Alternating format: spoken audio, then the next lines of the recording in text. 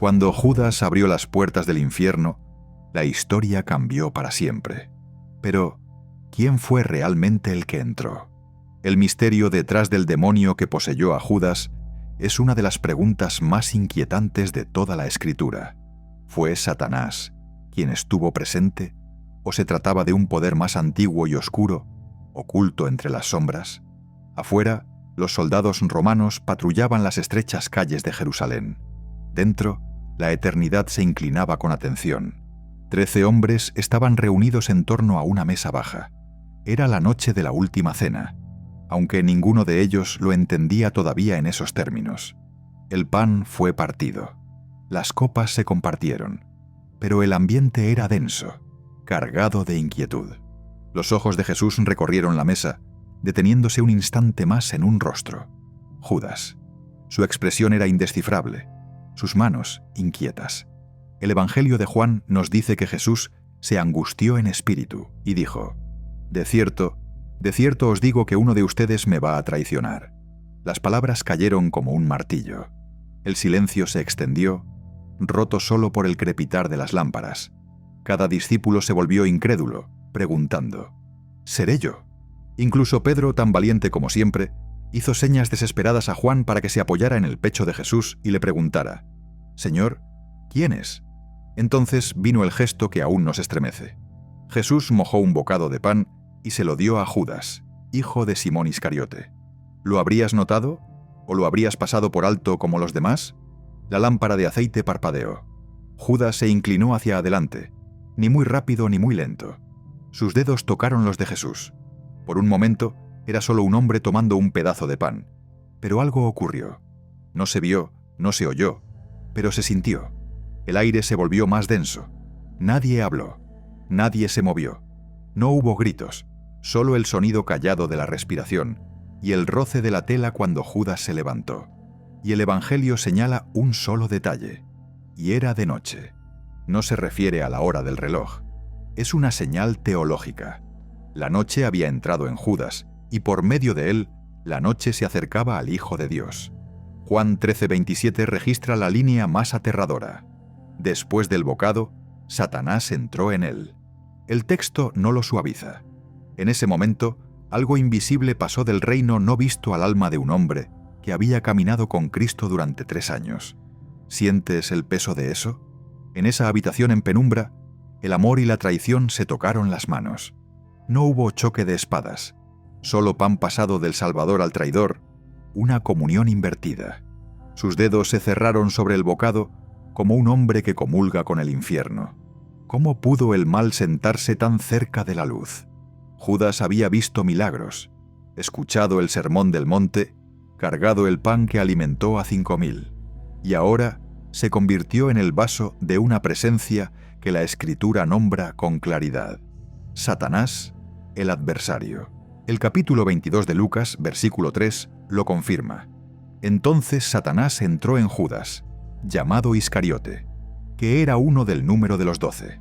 Lucas muestra la puerta abriéndose al comenzar el complot. Juan muestra la puerta abriéndose de par en par en la mesa. No fue tentación, fue posesión. Y fíjate cuándo ocurrió. No en el desierto, no ante reyes, sino en una mesa de comunión, durante la fiesta del recuerdo del pacto. Esta parte casi ha sido borrada por la familiaridad. Ya conoces la historia. Pero rara vez nos detenemos a preguntar qué significa que Satanás mismo haya entrado en un discípulo. Imagina estar sentado en esa habitación. Ves a Judas aceptar el pan de la propia mano de Jesús.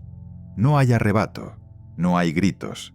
La posesión llega como una sombra deslizándose sobre una llama. Aquí comienza el misterio central. ¿Quién, exactamente, entró en el alma de Judas esa noche? ¿Fue Satanás en persona, el acusador que una vez se presentó ante Dios en el libro de Job? ¿O era ese nombre un título para otro espíritu de alto rango, uno de los príncipes que Pablo llama los poderes de las tinieblas? Los primeros lectores se preguntaban lo mismo. Pero antes de perseguir esa pregunta, mira de nuevo la escena. Jesús no gritó, no se resistió. Le dio el pan a Judas sabiendo lo que eso significaba.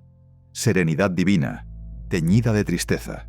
Incluso le dijo: Lo que vas a hacer, hazlo pronto. ¿Ves la paradoja inquietante? La traición no sorprendió a Cristo. Él envió a Judas a la noche, porque la copa del sufrimiento tenía que ser bebida. Por eso los escritores del Evangelio se detuvieron en ese momento. No fue solo una cena, fue el campo de batalla donde el amor se enfrentó a la posesión. Y el registro es claro. Algo impuro entró donde solo debía habitar la devoción. Judas salió a la noche llevando más que monedas de plata. Llevaba un adversario. ¿Cómo puede un corazón tan cercano a Jesús abrir esa puerta? A eso nos dirigimos ahora. Pero antes de continuar, cuéntame desde dónde nos estás viendo y no olvides darle me gusta al video. Ahora bien, la caída de Judas no comenzó con plata en la mano. Comenzó en silencio, donde pequeñas grietas se ensancharon sin ser vistas. El Evangelio de Juan no suaviza la verdad. Judas tenía a su cargo la bolsa del dinero y robaba de ella.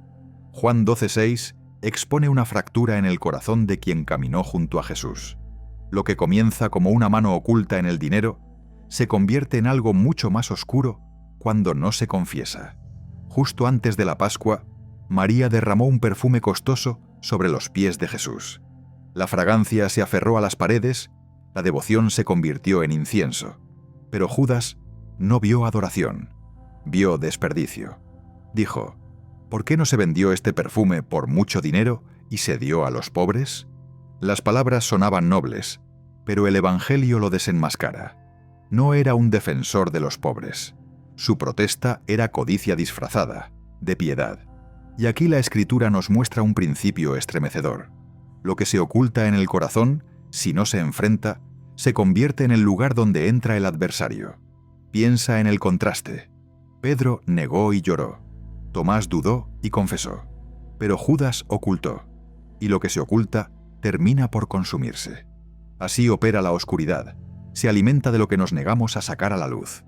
Mateo 26:14 registra el momento en que la brecha se abrió más. Judas fue a los principales sacerdotes y les preguntó, ¿qué me darán si se lo entrego? La vida del Hijo de Dios fue negociada como ganado. En ese instante, el compromiso oculto estalló en transacción. Judas ya no era solo un discípulo con una debilidad. Se convirtió en un hombre que negociaba la traición. Pero Judas no nació traidor. Caminó por caminos polvorientos junto a Jesús. Vio leprosos sanados con una mirada. Escuchó palabras que despertaban a los muertos. Cuando siguió por primera vez al Rabí de Nazaret, no llevaba un puñal, sino sueños. ¿Qué esperaba? Tal vez, como muchos en Israel, anhelaba que el reino viniera con poder, que Roma cayera, que la justicia fuera vindicada con fuerza. Vio los milagros, vio las multitudes, y quizás pensó, este es el elegido. Así es como el mundo cambiará. Pero el reino que Jesús predicaba no se alzaba como ejércitos. Se inclinaba como un siervo con una palangana. Las manos que multiplicaban el pan también lavaban pies. Y aquel que hablaba con fuego también lloraba como hombre. Tal vez Judas vio cómo el impulso se frenaba, cómo las multitudes se dispersaban. Las parábolas se hacían más profundas. El conflicto con el poder se agudizaba, y empezó a preguntarse si se había equivocado. ¿Era este realmente el Mesías? ¿O solo otro sueño destinado a morir bajo el talón del imperio? Rumores de rebelión susurraban por los callejones de Jerusalén. Dagas brillaban bajo los mantos. Tal vez Judas soñaba con tronos y tesoros, solo para encontrar que su Mesías hablaba de toallas y palanganas. La decepción se unió a la codicia, y juntas se hicieron pasar por razón. Un hombre que antes contaba monedas para el ministerio, ahora las apretaba como salario de traición. Casi se puede oír el eco de Zacarías 11, donde la plata pesada se convierte en el precio del pastor rechazado. Y aquí surge la pregunta que nos inquieta. ¿Judas abrió la puerta o fue la puerta la que lo abrió a él? El texto insinúa ambas cosas. Lucas 22:3 nos dice que Satanás entró en Judas, pero el trato con los sacerdotes fue iniciativa suya. La elección y la posesión se entrelazan hasta volverse indistinguibles. Judas entró en las cámaras sacerdotales con sus propios pies, pero ya era llevado por otro. Los escribas registraron el trato, pero la oscuridad que lo impulsó quedó sin palabras. La caída de Judas no fue repentina, fue gradual. Pequeños robos, quejas disfrazadas, dudas secretas, todo sin atender. El descuido es la cuna del diablo. Y esta es la advertencia que nos desafía. ¿Dónde están nuestras grietas? ¿Qué puertas dejamos sin cerrar, asumiendo que no pasa nada? El compromiso no enfrentado no es inofensivo. Se convierte en la invitación para que el adversario entre sin oposición. ¿Lo habrías notado en él? ¿O lo habrías descartado como una rareza? Y en ti, la brecha ya estaba abierta, el trato cerrado. Judas salió de donde estaban los sacerdotes con plata en la mano y un susurro en el alma. Pero el trato no fue el final, fue el principio. Juan 13:27 dice: «Tan pronto como Judas tomó el pan, Satanás entró en él». Un alma humana se convirtió en el campo de batalla entre el cielo y el infierno. La palabra griega es eiselten, que significa entrar. Es la misma que se usa cuando los espíritus impuros se apoderan de los hombres en los evangelios. Lucas lo repite en el capítulo 22. Entonces Satanás entró en Judas. Ningún otro discípulo es descrito de esta manera. ¿Quién fue exactamente el que entró en él? El acto en sí fue engañosamente ordinario. Judas tomó pan de la mano de Jesús. En esa cultura, el bocado dado por el anfitrión era un signo de intimidad y honor, un gesto final de comunión. Pero en este intercambio, el honor se convirtió en la puerta. La posesión fue invisible, sellada en un gesto simple que solo Jesús entendió por completo. Por eso los discípulos no lo vieron, aunque el texto afirma que ocurrió. El mal no llegó con espectáculo, sino con silencio, entrando en Judas en el instante en que su mano se cerró sobre el pan. Pero, ¿fue realmente Satanás en persona, el adversario mencionado en Job y Zacarías, el que se presentó ante Dios para acusar a su pueblo?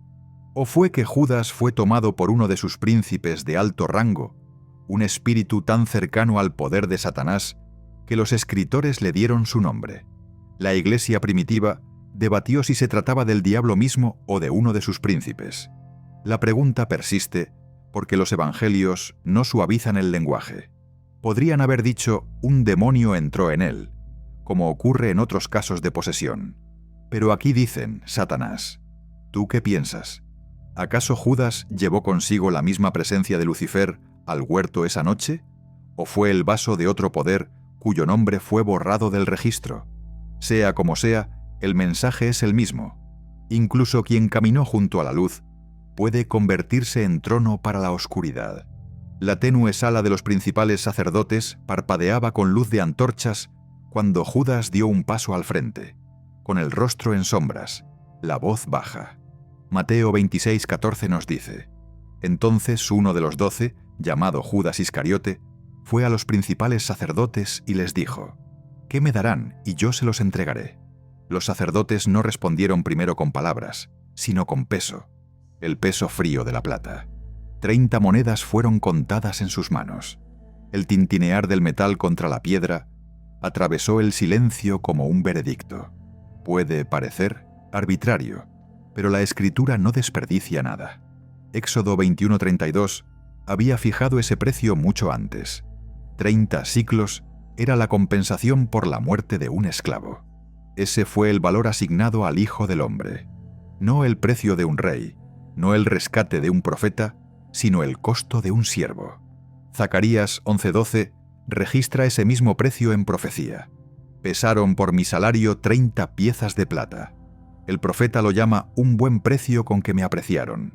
Su ironía gotea del verso como veneno, burlándose del insulto. Y Judas, sin saberlo, se convirtió en el puente vivo entre el oráculo y su cumplimiento. Pero, ¿por qué 30? ¿Por qué esa suma exacta, elegida no por azar, sino por orquestación divina? Porque en un mundo gobernado por el imperio y la política del templo, 30 monedas hacían que la traición pareciera trivial, como cualquier otra transacción, cuando en realidad resonaba con la eternidad. Las monedas que cayeron en la mano de Judas eran siclos de Tiro, acuñados con imágenes paganas, pero aceptados en el tesoro del templo. Su plata era de alta pureza, exigida para uso sagrado, pero sus rostros llevaban la efigie de Melkart, el dios de Tiro. Imagínalo, monedas estampadas con un dios extranjero, intercambiadas por la sangre del Mesías de Israel y luego arrojadas de nuevo al templo. Incluso en el metal, el contraste entre santidad y compromiso gritaba. ¿Qué sintió Judas al sentir el peso de la plata en su palma? ¿Alivio? ¿Resentimiento? ¿O un frío oleaje de determinación, como si su camino ya no le perteneciera? No lo sabemos, pero el Evangelio se detiene en el sonido de las monedas, porque la plata puede ser más que dinero, puede ser pacto. Al aceptar el precio, Judas no solo accedió a traicionar, selló su papel en la profecía. La transacción se convirtió en pacto, un espejo oscuro de las comidas de pacto y las ofrendas sagradas. Pero observa este detalle, enterrado en la visión de Zacarías y casi borrado de la memoria. El profeta previó que las monedas serían arrojadas al alfarero en la casa del Señor. Siglos después, cuando Judas arrojó la plata, los sacerdotes dijeron: «Es precio de sangre, no se puede poner en el tesoro». Así que compraron un campo del alfarero para sepultura. El eco es exacto, como si la tinta del profeta hubiera esperado ese momento. ¿Fue mera coincidencia o actuaba Judas líneas escritas mucho antes de su nacimiento, un peón en un guión demasiado vasto para comprender?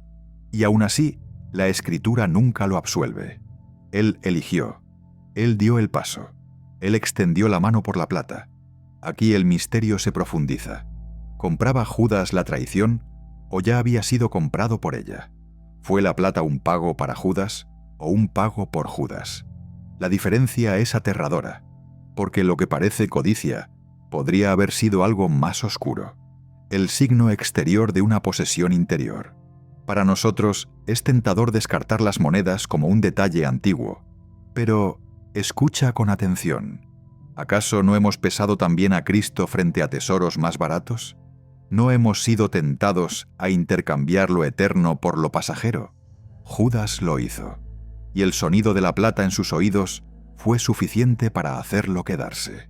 ¿La habrías dejado caer, temblando, ante los sacerdotes, o te habrías marchado con ella, ardiendo en tu mano? Más allá del tintinear del metal, espera el huerto, el beso, donde la traición se disfraza de amor. El huerto de Getsemaní yacía en silencio, sus olivos inclinados bajo el peso de la noche. Las antorchas titilaban en el borde del bosque, proyectando largas sombras que temblaban como espectros sobre la tierra. El aire olía a hojas trituradas y a metal, el aroma de la oración encontrándose con el acero. Jesús permanecía sereno, su compostura intacta, aunque su rostro mostraba la tristeza de quien ya sabía lo que debía suceder. Detrás de él, los discípulos se movían con nerviosismo, susurros interrumpidos por el ritmo de pasos marciales que rompían la quietud. Judas los guiaba, su mano temblorosa rozando los pliegues de su manto, donde yacían escondidas las 30 monedas de plata. Cada paso lo acercaba más, cada aliento apretaba el lazo de su propia decisión. No era una pequeña comitiva la que dirigía.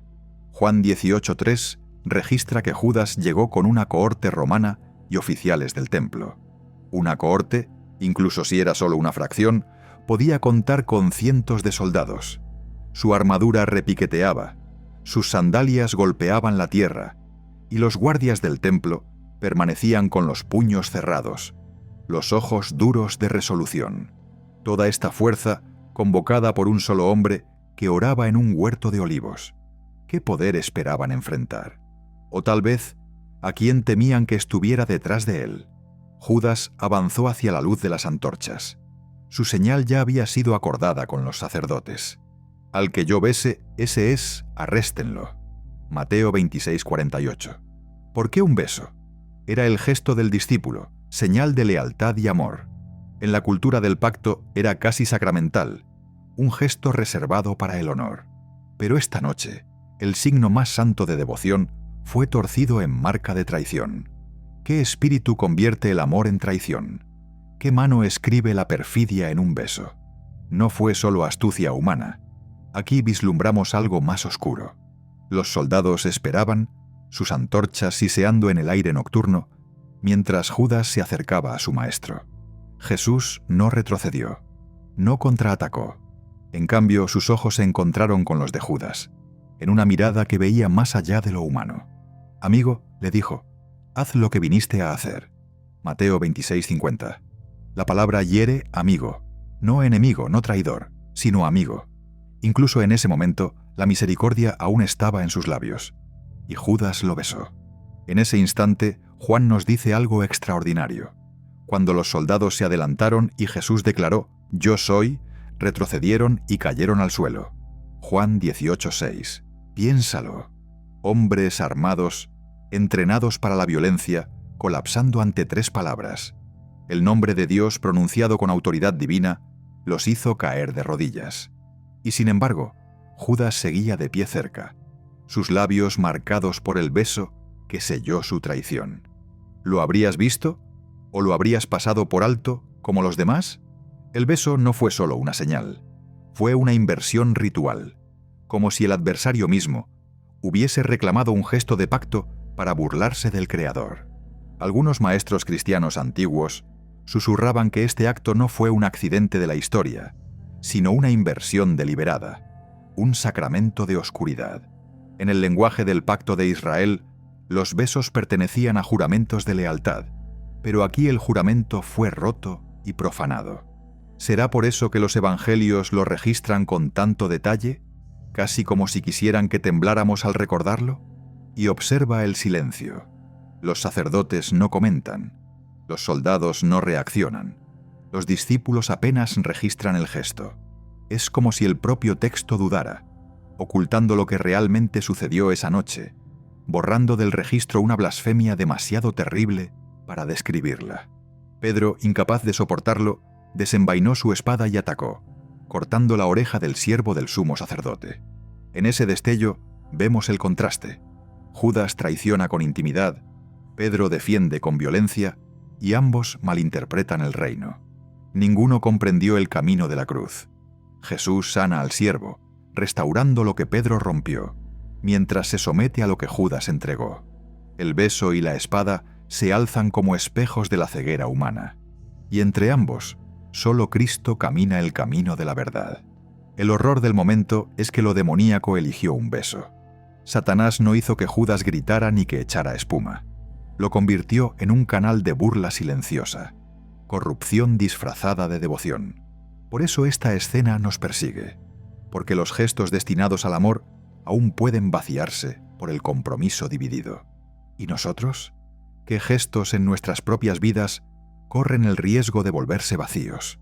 Palabras de adoración, oraciones pronunciadas sin entrega, promesas hechas pero nunca vividas. El beso de Judas susurra que incluso las cosas sagradas pueden profanarse cuando el corazón está dividido. Pero este no fue el final del descenso de Judas. El beso en Getsemaní no fue su último acto, solo el umbral. Más allá del resplandor de las antorchas del huerto, lo esperaba algo aún más oscuro, el precio de sangre y el peso de la desesperación que lo llevaría a su final. La noche había terminado, pero Judas no vio el amanecer. La plata que antes brillaba en su palma, ahora ardía en su conciencia. Mateo nos dice que al ver que Jesús fue condenado, se llenó de remordimiento. Llevó las monedas de vuelta al templo, presionándolas en las manos de los sacerdotes, que se negaron a tocarlas. El tintinear de las 30 piezas resonó por los atrios sagrados como una maldición. ¿Qué nos importa? Allá tú. Su respuesta cerró la puerta de la misericordia a sus oídos. ¿Puedes imaginarlo? Judas de pie en el mismo lugar de adoración, y sin embargo, ni una sola oración brota de sus labios. ¿Habrías creído tú que aún había misericordia posible en ese instante? ¿O también habrías caminado hacia las sombras? Los escribas conservaron lo que ocurrió después, pero sus palabras parecen borrosas, como tinta corrida por el llanto. Un relato dice que Judas se ahorcó en la desesperación, otro dice que cayó, y su cuerpo se abrió en el campo comprado con su propia sangre. ¿Fue esto una contradicción o un recuerdo tan oscuro que los testigos no pudieron ponerse de acuerdo en cómo nombrarlo? Esta parte de la historia nunca fue pulida, nunca armonizada. Sobrevive áspera, como si Dios mismo hubiera querido que la fractura permaneciera.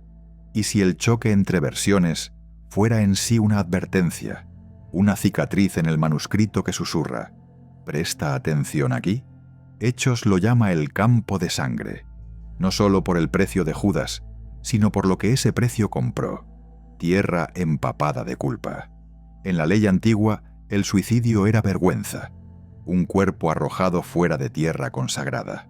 El final de Judas habría sido visto como maldición, un hombre separado no solo de la comunión de los discípulos, sino también de la memoria de los fieles. Y sin embargo, el texto añade algo aún más escalofriante. Judas fue a su propio lugar. ¿Qué lugar? Las palabras cuelgan como un acertijo. Algunos padres de la Iglesia creían que significaba el infierno mismo. Otros sugerían que se refería a un destino peculiar, reservado para quien llevó dentro de sí a Satanás. ¿Qué escuchas tú en esas palabras? ¿Un hombre juzgado o un vaso que regresa al espíritu que lo llenó? Piensa en el contraste. Pedro también falló. Negó a Jesús con maldiciones, pero sus lágrimas lo condujeron de vuelta a la gracia. Judas falló y huyó hacia el silencio sin dejar confesión alguna. ¿Ves la diferencia? El remordimiento puede parecer arrepentimiento, pero sin volver a Dios, se derrumba en desesperación. ¿Alguna vez te has preguntado qué camino habrías elegido tú? ¿La soga amarga o las lágrimas amargas? Y aquí la investigación regresa a la pregunta que no podemos eludir. Lucas escribió: Satanás entró en Judas. Si el adversario una vez tomó posesión de él, ¿qué fue de ese espíritu cuando la cuerda se tensó? ¿Murió Judas solo? ¿O fue su muerte también el desenmascaramiento de una presencia más oscura? Los manuscritos no responden con claridad. Nos dejan con líneas rotas, irregulares, sin resolver, como si la verdad fuera demasiado pesada para escribirse con tinta. Pero quizás ese silencio sea el punto, porque la muerte de Judas no es solo la tragedia de un hombre, es el rastro de una posesión que no terminó con un cuerpo colgado del árbol. El texto lo dice sin rodeos: Satanás entró en Mindubitin, Judas. Ya lo habíamos oído antes, pero aquí debemos preguntarnos qué significaba realmente. ¿Fue el adversario en persona o algún otro espíritu que llevaba su nombre? La Escritura es cuidadosa. En los capítulos 1 y 2 de Job, Satanás aparece ante el trono de Dios acusando a los justos. En Zacarías capítulo 3, esa misma figura se presenta junto al sumo sacerdote Josué como acusador, silenciado solo por la reprensión del Señor. No se trata de un demonio sin nombre, sino de un adversario personal, entretejido a lo largo de la historia bíblica. Sin embargo, cuando los evangelios describen a Judas, utilizan la misma palabra que se usa para posesiones demoníacas comunes, como cuando la legión entró en el hombre entre los sepulcros. Entonces, ¿quién estaba en la mesa? Los padres de la Iglesia primitiva debatieron intensamente. Orígenes se preguntó si Judas cargó con el peso de Lucifer mismo, el querubín caído de Ezequiel 28, la estrella de la mañana orgullosa de Isaías 14. Clemente de Alejandría vio en Judas un espejo de aquella rebelión más antigua, un ángel que cayó desde la gloria del cielo, un discípulo que cayó desde la gloria en la tierra. Ireneo lo consideró prueba de que la batalla no era solo cósmica, sino íntima.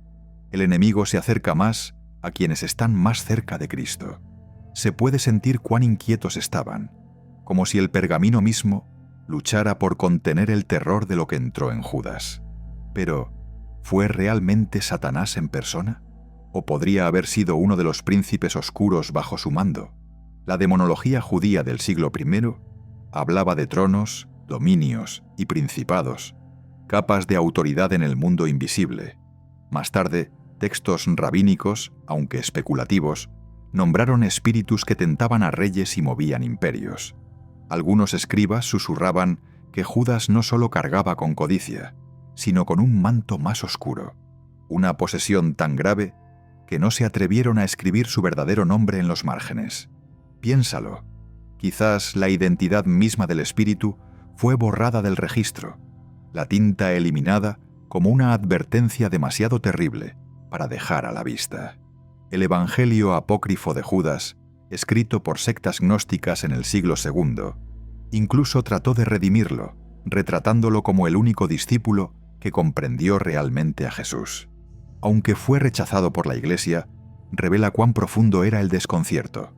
La gente no podía aceptar la simple idea de que uno de los 12 se convirtiera en vaso del enemigo.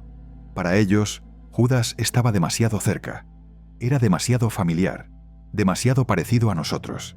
¿Fue por eso que surgieron tantas leyendas? ¿Para suavizar el escándalo de un discípulo poseído? El paralelismo con Lucifer es escalofriante. Ambos estuvieron en el círculo de la luz. Ambos vieron una gloria que nadie más vio. Ambos traicionaron la fuente misma de esa gloria. Es casi como si el beso de Judas en el huerto fuera el eco terrenal de la primera rebelión de Lucifer, una traición que conectó el cielo y la tierra. ¿Podría ser que lo que entró en Judas no fue solo Satanás, sino aquella herida antigua, la rebelión misma, vestida de carne humana? Y si es así, ¿qué significa eso para nosotros?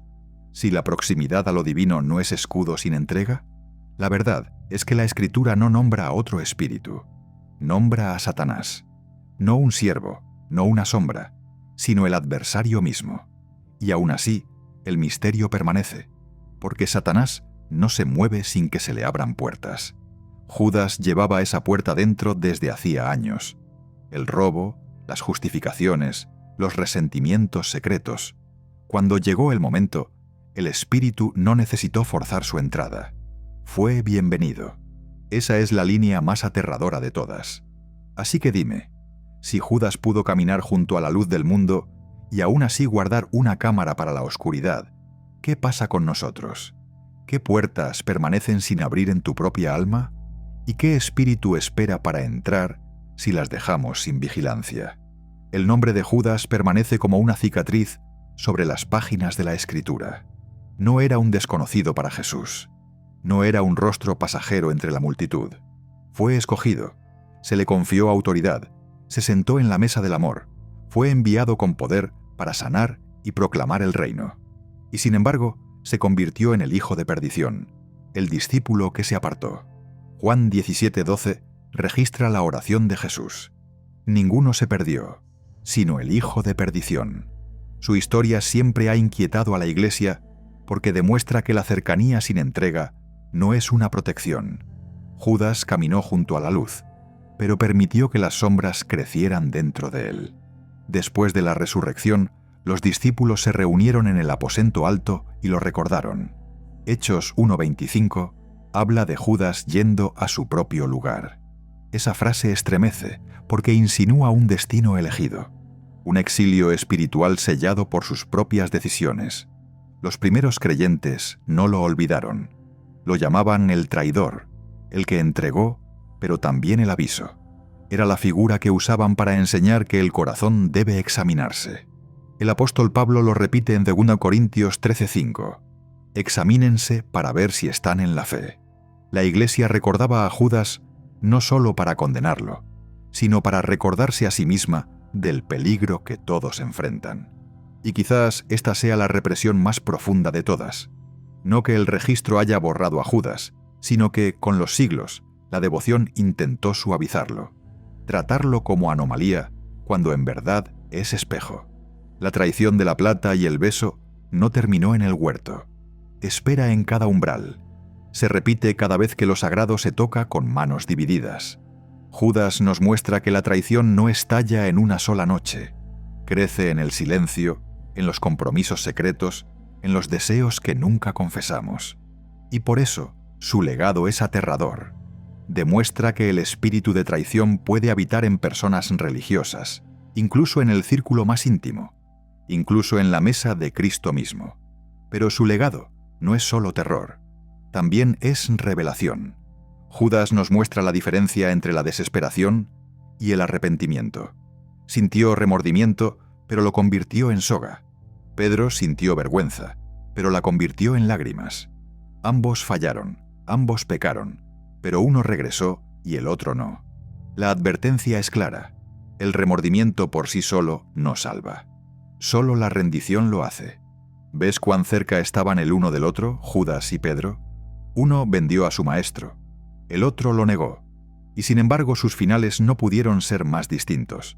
Lo que hizo la diferencia no fue la magnitud del pecado, sino la dirección del corazón cuando la noche fue más oscura. Entonces, ¿qué hacemos con Judas? ¿Fue poseído por Satanás mismo, el gran adversario, o por uno de los príncipes de las tinieblas que le servían? La Escritura deja ese misterio velado. Pero la pregunta que permanece para nosotros no es quién entró en él, sino qué puertas dejó abiertas. Porque si Judas pudo caer aún caminando con Jesús, entonces cada uno de nosotros debe guardar los umbrales de su corazón. Ese es su legado. Recordarnos que la intimidad con Cristo debe convertirse en entrega a Cristo, o se marchita en traición. Y aún aquí, la historia no se cierra con desesperación, porque aunque Judas cayó, la misericordia de Cristo no. Su sangre fue derramada, su cruz fue levantada, su resurrección abrió las puertas de la vida. Judas se dio la vuelta antes de poder verla, pero tú aún puedes. ¿Crees que la misericordia que Judas rechazó aún te espera a ti? ¿Permitirás que la desesperación hable más fuerte? ¿O dejarás que la voz de Cristo te llame de regreso? La cicatriz de Judas permanece en la página, pero sobre ella arde una verdad más grande. El Hijo de Dios fue traicionado, pero su misericordia permanece para siempre. Y por eso, incluso al final de la historia de Judas, la esperanza tiene la última palabra. Si algo en esta historia tocó tu corazón, si te hizo ver la fe oculta o la obediencia silenciosa con nuevos ojos, no lo guardes para ti. Comparte este video con alguien que necesite ese recordatorio hoy. Nunca sabes cuán lejos puede llegar una pequeña verdad. Cuéntame en los comentarios qué parte te habló más. Y si aún no te has suscrito, tómate un segundo para hacerlo ahora y activa la campanita para no perderte lo que viene. Cada episodio es un paso más profundo en los misterios de la Escritura y en las formas en que Dios todavía habla en el silencio. Gracias por caminar este viaje conmigo. Que Dios te bendiga abundantemente y que tu fe callada, aunque no sea vista por los hombres, siempre sea recordada en su presencia. Nos vemos pronto.